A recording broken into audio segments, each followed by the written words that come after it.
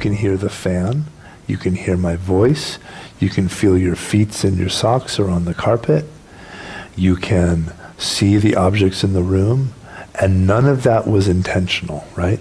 It's all just happening in your awareness. That kind of awareness is what the Buddha calls Sati, which we often translate as mindfulness. But really, mindfulness as the macro practice, mindfulness as meditation, involves both of these faculties. So, Sati, when talking about the relationship between Sati and Shamatha, you can think of Sati as that faculty of awareness that is open, that is 360 degrees around. Like, think about how much that is pouring into your awareness of your sensory, emotional, and cognitive situation. I mean, it's unbelievable. You guys, your wonders that your spontaneously arising, luminous, vast awareness can hold it all. Like right now, you can remember the taste of a popsicle on a hot day from your childhood, and you're still hearing my voice and feeling your feet on the ground and hearing the fan, etc. It's amazing, right? So the faculty of awareness that is open, that is diffuse, spontaneous, peripheral, meaning it's taking in this whole thing, it's choiceless. You didn't make yourself hear the fan. The fan's just happening and it's in your awareness. You didn't make yourself hear the bell just popped into your awareness. It's light, it's inclusive, and it doesn't take any energy at all. This is one of the amazing things about pointing out this faculty. Imagine someone 2,600 years ago pointing this out as a faculty of awareness. I mean, it's amazing.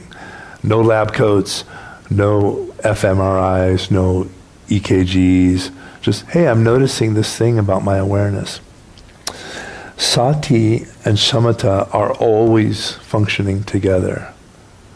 But the Buddha kind of drew them apart to kind of talk about them. Just like, if I say, hey, cool shoes, or I need a new pair of shoes, and someone gives me a new pair of shoes without shoelaces. I'm like, well, this is no use to me. Well, you didn't say you wanted shoelaces, you said you wanted shoes. Here's your shoes, get out of here. They go together, they work together, right?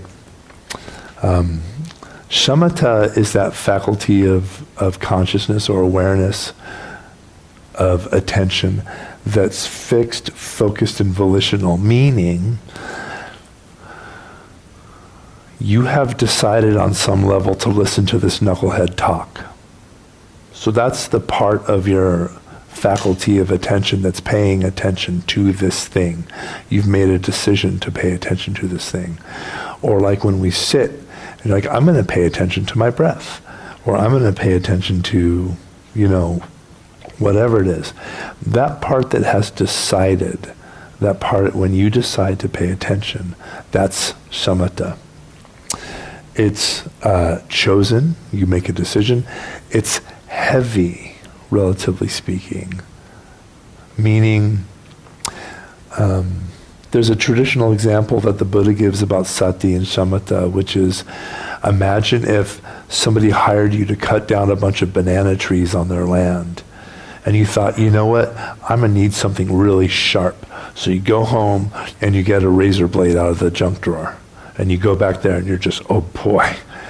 And somebody walks by and they're like, okay, I'm sorry. You probably have some reason you're doing this. That won't work. You need something really heavy to get through that. And you're like, I got you. I know what to do. And you go home and you get a baseball bat out of the garage and you come back and you whack, whack, whack. So the razor blade is Sati. It's open and clear. Anything that hits it, it's right there, perfect, right? And the baseball bat would be Shamatha. It's heavy, it's muscular, it's got a lot of force, right? But only when you combine them, i.e. you go to the garage or you go to Ace Hardware and you get a machete, You got the weight and the sharpness, and you go make short work of those banana trees, and you get paid, and you go home and you're happy. So the interesting thing that the Buddha noticed about shamatha is that, and this is something that modern neuroscience has discovered, it has a short duration. Have you ever heard of attentional fatigue? If you haven't heard of it, you've definitely experienced it. You go to a meeting that could have been an email, and you're like, oh my God, I'm going to die if this guy doesn't shut up. Like, I can't pay attention anymore to this.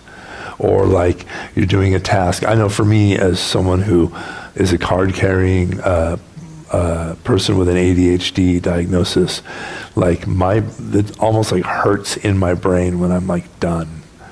And I'm like, I gotta check out. I gotta do something different. I'm wiped. Attentional fatigue.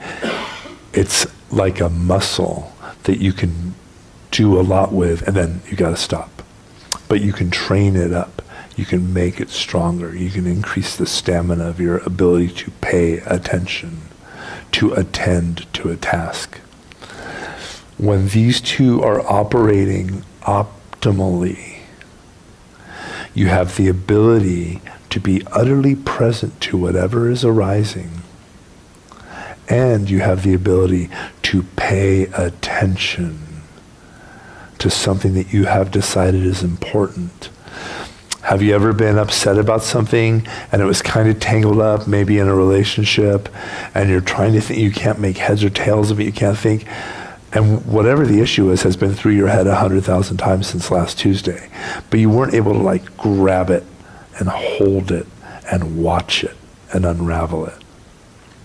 So, because if there's one thing all of us know, it's the second you sit down, the mind goes, ha ha, watch this. I got a show for you. I'm going to start with every rerun you ever watched from 1979 on, and then we're going to go to jingles.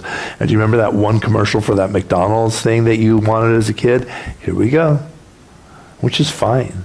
And if that's a problem, because you can't pay attention to what you want to pay attention to, there's ways of dealing with that. But it's a good idea to start to develop that faculty of volitional attention. Simultaneously, Sati is open and bright and clear and can help you just be present to whatever is arising. This is my $1.95 dissertation on the faculties of Sati and Shamatha, which the Buddha compares to two wings of a bird. It says there are people who are developed here and underdeveloped there. And there's people that are developed there and underdeveloped there. And then there's people who train. And that's the great thing about meditation, is you can start to become your own expert and notice like, I'm noticing that my attention is really flickery, and that's fine. Please, this isn't like, that's totally fine. But you can start with an eye towards that to notice. I'm noticing that my attention is really flickery today. It's really unstable. And you can start to work with that in a very gentle and skillful way. Maybe first by noticing that it's flickery and just paying attention to the flickeriness. It's almost like a workaround, right? Oh my God, my mind is spinning. Oh boy, buckle up. Watch the mind spin. That's your new meditation object. Congratulations. And over time, you'll start to develop that faculty of being able to be present in that really solid way. I really enjoy bringing this kind of material to you guys.